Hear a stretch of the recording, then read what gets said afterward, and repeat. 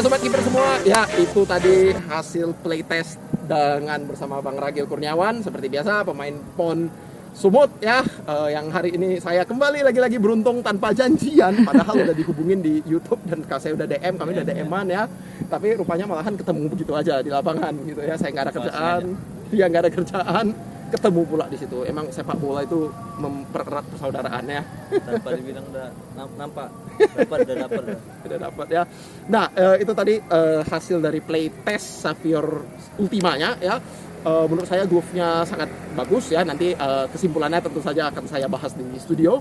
Ya, Bang Ragil, mungkin kan sekarang udah tim PON benar ya, U23 artinya ya. Ya. Nah, itu kan kalau kita bilang dari jenjang pro itu mungkin paling dekat ke pro itu udah sampai level itu, benar ya.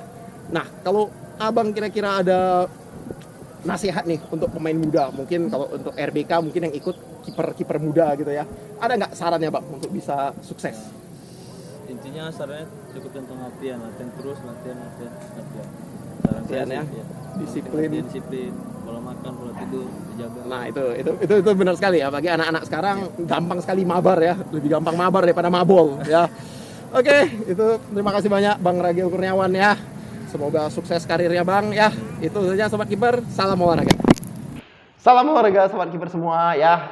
Tadi Sobat Kiper sudah menyaksikan video playtest dan juga sedikit ya cakap-cakap saya dengan Bang Ragil Kurniawan ya, pemain dari tim PON Sumut ya, yang artinya mungkin itu saya bisa katakan step yang paling dekat dengan menjadi pro ya. Mari kita doakan semoga Bang Ragil Kurniawan bisa menjadi pemain pro. Kenapa? Karena dengan cara begitu saya bisa pamer di masa depan, wah saya pernah dibobol oleh Ragil Kurniawan. Dan ya cerita yang menarik lah untuk diteruskan ke anak cucu di masa depan. Seperti itu kira-kira ya. Oke, jadi langsung saja, ini glove-nya belum saya cuci ya, masih dalam kondisi setelah bermain dengan Bang Ragil tadi ya, seperti itu. Nanti tentu saja saya akan berikan video close up-nya ya. Nah, jadi seperti inilah kira-kira penampakan glove-nya setelah saya mainkan sebanyak 3 sesi latihan ya. Saya tidak pernah menggunakan glove ini untuk bermain game ya di match seperti demikian, karena tentu saja bulan puasa ya. Nah, di glove ini ya langsung saja coba saya pakai saja ya biar bisa kita ilustrasikan dengan baik. Nah, ini jadi menurut saya fitur wrist insert-nya ketika dimasukin sini, wrist insert-nya kan ini tergolong panjang ya, jadi Sobat Kiper bisa bandingin. Nah, lihat dari telapak tangan itu dia ada panjang hampir setengah jengkal tangan saya seperti ini ya. Itu wrist insert-nya sangat nyaman sekali ya, neoprene ya dengan padding busa di bagian bawahnya itu nyaman, busanya nggak setebal itu ya, tapi masih sangat nyaman dengan wrist strap yang seperti ini ya. Nah, komentar saya itu kalau untuk dari segi perawatan ya, karena ini sebelumnya saya udah cuci 2 kali ya. Sebaiknya Sobat Kiper ketika habis mencuci itu ada dimasukkan entah kain atau mungkin handuk atau mungkin kertas koran ke dalamnya ya. Kenapa? Karena pengalaman saya biasanya saya keringkan selama 1 malam di dalam di kamar saya ya, di atas rak. Tapi dengan menggunakan glove ini, saya dapetin bahwa 1 malam saja itu luarnya sudah kering, kontak lateksnya sudah kering, tapi bagian dalamnya itu masih basah ya. Kenapa? Karena bagian yang berbusa itu lebih susah kering ya. Jadi saran saya, sehabis melakukan pencucian ini, masukkanlah kain basah gitu ya ke dalam, lalu ditekan, diremes seperti itu supaya busa bagian dalamnya juga mengeluarkan air, jadi lebih kering, dan ketika main Sobat Kiper tidak akan merasa terlalu basah di bagian dalam seperti demikian ya.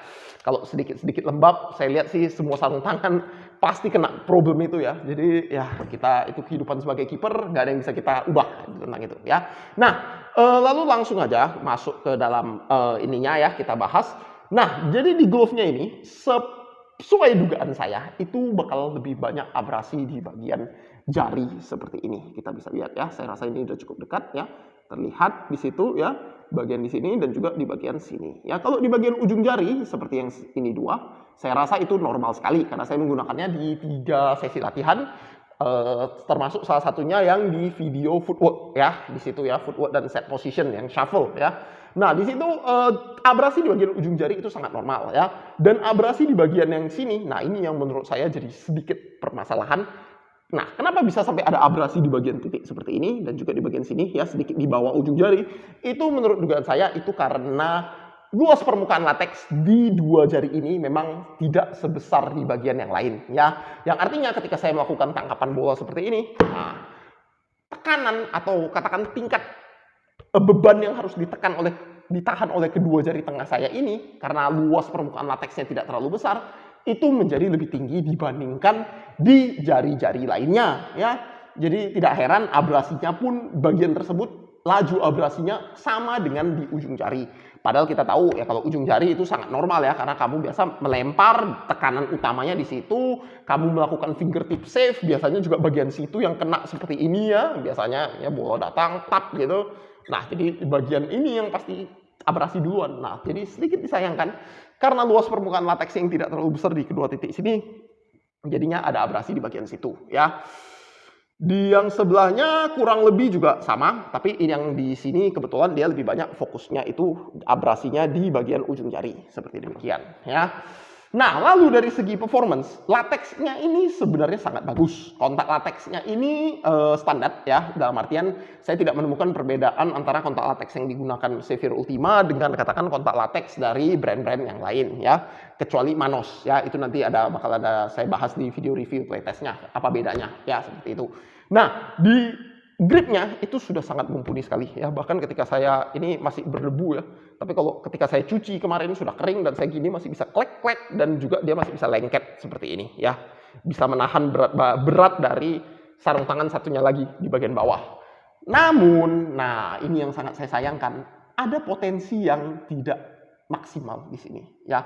Kenapa? Jadi yang pertama tentu saja luas permukaan lateks di bagian kedua jari ini tidak terlalu besar. Itu problem pertama ya. Dan yang kedua itu adalah gaset di bagian sini. Jadi ketika saya melakukan tangkapan, ini yang kemarin di video review juga saya sudah bahas ya. Ketika saya melakukan tangkapan ya, feel di bagian ujung jari ini rasanya kalah dibandingkan dengan feel ketika saya menggunakan sarung tangan yang hybrid cut standar ya, yang dua jari terluar itu roll cut dan dua jari di dalam itu negative cut.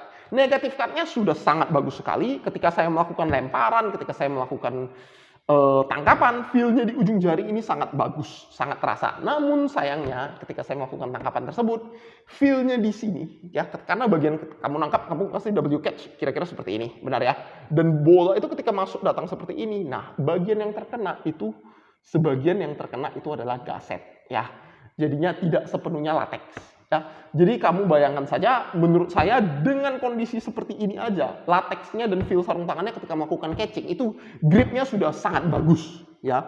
Jadi kamu bayangkan saja kalau sarung tangan ini memenuhi potensinya dari segi desain ya, di peletakan gasetnya tadi dan luas lateks yang diberikan, kalau itu jadi benar katakan ya, atau jadi lebih bagus peletakan gasetnya, bisa dibayangkan sarung tangan ini tentu saja bisa jadi salah satu sarung tangan kontak lateks terbaik yang ada di pasaran saat ini ya.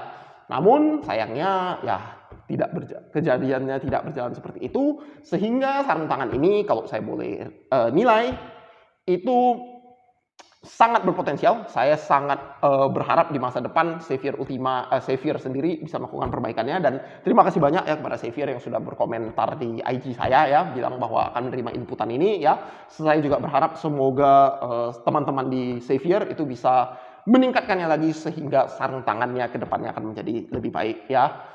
Saya pribadi masih akan merekomendasikan sarung tangan ini kepada sobat kiper semua. Kenapa? Karena glove-nya ini bisa didapatkan dengan harga 550.000 dan di beberapa reseller itu bisa didapat di harga 500.000. Yang artinya sobat kiper bisa mendapatkan sarung tangan light glove kontak latex di harga 500.000. Dan menurut saya itu yang sejauh dari pengamatan saya itu adalah sarung tangan light glove termurah yang non periode diskon ya, karena kalau periode diskon bisa aja kayak lebaran kemarin ini GK Pro itu ngelakuin di harga berapa? 480 ya. Jadinya sedikit lebih murah untuk light glove.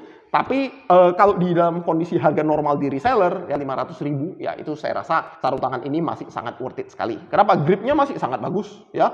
Feel-nya di light glove-nya ini memberikan fleksibilitas yang sangat bagus. Keketatannya saya rasa pas ya, dalam artian kalau sobat kiper bukan yang demen super ketat. Kalau yang super ketat silakan cari yang lain gitu ya. Tapi ini feel-nya pas menurut saya, tidak terlalu ketat dan juga tidak terlalu longgar ya. Dia juga super unik karena memiliki long wrist strap seperti ini ya. Dan satu hal yang saya dapetin ya, ini saya kaget ya ketika saya menggunakan ini untuk latihan ketika yang saya rasa yang pertama ya untuk syuting yang video footwork dan shuffle itu. Ketika saya menerima tendangan-tendangan keras dari si Rizal menggunakan glove ini, saya tidak merasa takut untuk melakukan catchingnya, dan meskipun impact-nya itu terasa di ujung jari saya, tidak ada momen di mana saya merasa saya takut, oh ini kencang banget nih, bakal lepas nggak nih, atau cedera nggak nih. Nah itu saya tidak merasakan momen seperti itu, gitu ya.